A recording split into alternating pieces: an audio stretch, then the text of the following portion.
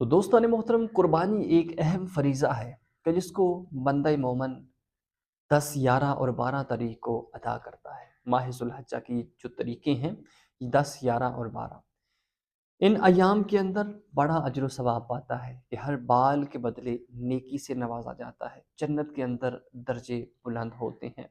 बंदे के गुनाह माफ़ किए जाते हैं और अल्लाह की बारगाह में अगर उसकी कुर्बानी मकबूल हो गई तो इसी कुर्बानी के सदक़े अल्लाह उसको क़यामत के दिन जन्नत अता फ़रमाएँगे। तो दोस्तान मोहतरम, कुर्बानी करते वक़्त ये अहम ख़याल ज़रूर होना चाहिए कि बाज़ लोग कि जिनके ऊपर कुर्बानी वाजिब होती है, वो कुर्बानी जब करते हैं तो वो अपने मरहूमीन के इसाले सवाब के लिए करते हैं। जब उनसे सवाल किया जाता है कि आप किन के लिए कुर्बानी कर रहे हैं, वो कहते हैं कि मैंने 7 मुकम्मल कर ली हैं, लिहाजा मेरी जो वालिद या वालिदा फ़ौत शुदा है, मैं उनके लिए कुर्बानी कर रहा हूँ। दोस्तान मोहतरम, ऐसा आप नहीं कर सकते।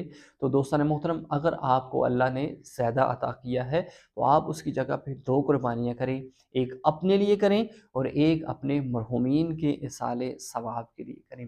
आप ऐसा कर सकते हैं कि हज़रत अली अल मुर्तज़ा शेर खुदा रज़ियल्लाहु ताला अन्हु भी जब कुर्बानी करते, एक अपनी तरफ से करते और एक हज़ूर पाक सल्लल्लाहु अलैहि वसल्लम की तरफ से किया करते थे।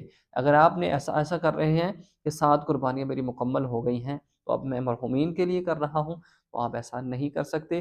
तो मरहूमीन के लिए कुर्बानी करते वक़्त आपने इस बात को ज़रूर मद्देनज़र रखना है कि अगर आप कुर्बानी करते हैं, तो मरहूमीन के लिए तो पहले अपने लिए करें और बाद में एक हिस्सा और जानवर खरीदें और अपने मरहूमीन के इसाले सवाब के लिए कुर्बानी